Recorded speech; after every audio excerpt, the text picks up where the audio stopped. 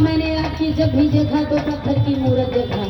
मैंने आपको साक्षात नहीं देखा, लेकिन यही समाज, यही दुनिया, यही संसार कहता है कि आप ममता की सागर है।